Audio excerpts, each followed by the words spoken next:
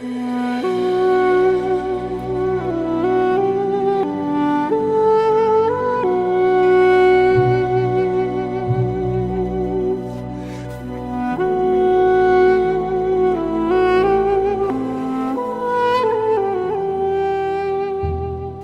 let's start with the first energy center, which we call the root chakra or the base chakra. This is at the base of the spine, and this is the, we call it the base chakra. So what is base for us as human being is our security, our food, the sense of belongingness to a community, to a tribe, and feeling safe in our environment. The entire existence is fighting for survival. So the base chakra is where our survival exists. This is the chakra that helps us to survive, whether in terms of generating income, whether it would be in terms of being able to provide food, the taste for food, and also helps us to understand where danger is. So it is a very, very innate and basic information that this chakra actually uses the energy form and then tell us that, okay, this is a safe place to be. Now, each chakra has a characteristics, has a function, and it rules a certain aspect of our life. The root chakra's characteristics is about being able to be grounded and to be able to thrive in life, but at the same time to be able to remain safe. It is also where we feel that we belong to certain people, we belong to a tribe. This is where the ideas of patriotism shapes. This is where we care about the honor of the family. The conditioning and thought beliefs of a family or a tribe or a country becomes a collective consciousness for the entire nation. All chakras are in the shape of funnels, and they usually have a front and back chakra. However, the root chakra doesn't have a front and back chakra, and the opening of this funnel from where it sources its energy is towards the earth. So it is also about our connectivity to the earth, because earth is our home and we want to be safe in earth. So the energy that is received by this chakra is being invested to make us feel safe on earth. This is the chakra that helps us to be more stable in life if it is working right.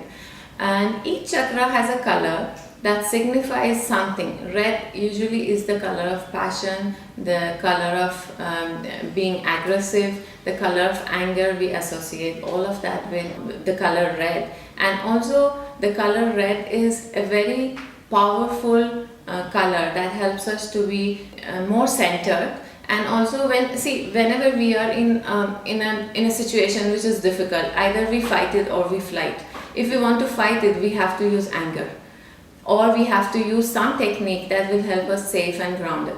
So the color of the chakra is red. The element of this chakra is earth, as I said, because it is a chakra meant for keeping us grounded. Now, what are the characteristics of this chakra? If this chakra is working well, if this chakra is open and activated, usually the person has a good sense of belongingness. There are cordial relationships not only with the family but wherever the person would be. The life is a lot more stable. People who live in the same house for 40 years, people who stay in the same job for 10 years, 15 years, 20 years, people who create communities and they want to belong to a community, people who care so much for the opinion of people in the community. These are people who are with a very strong root chakra. So these are the positives of the root chakra. But if the root chakra is not working well, and if it is not functioning at its optimum level, then what happens is that people may keep changing their jobs.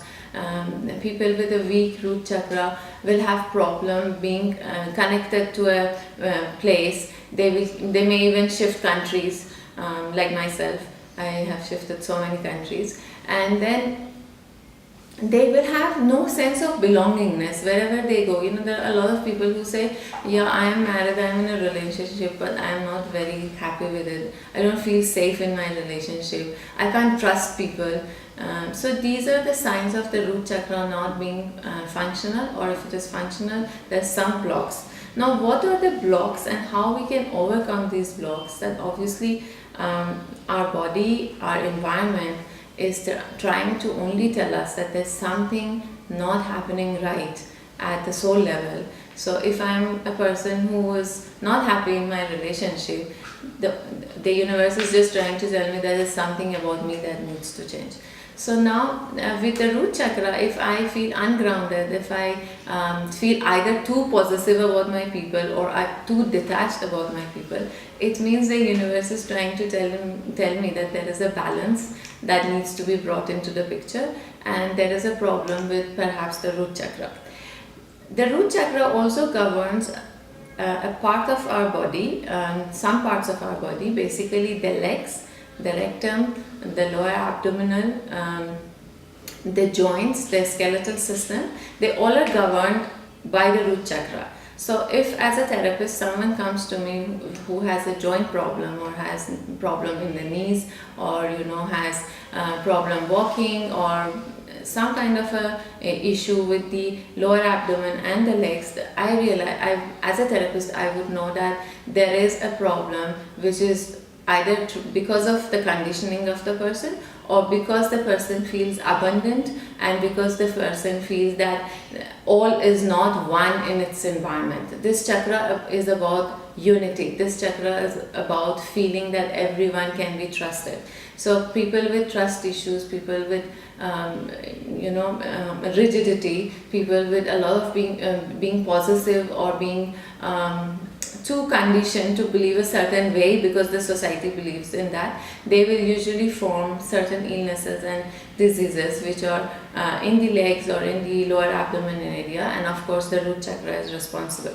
So each time there is a dis-ease. Dis-ease means when I am not at ease with myself, whether at mental, emotional or physical level, I can, through which organ in my body is having the problem, recognize which chakra is responsible for it, and with very simple remedies, you can say, or techniques, these blocks can be removed.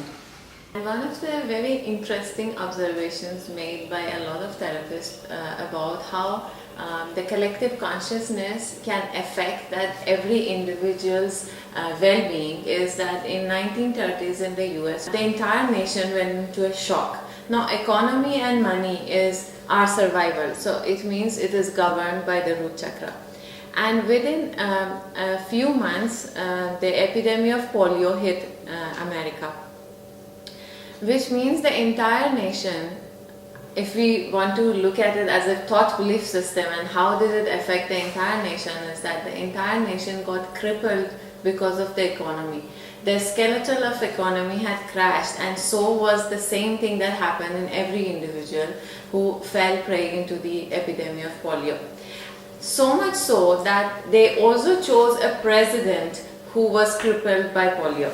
So you see how the community, the tribe, the nation's belief can actually affect every individual, and also the opposite of it, that every individual, whatever thoughts, belief we carry, when we pass it on to the environment around us and the generations to come, we are affecting an entire consciousness, and we can create either chaos or bliss with it.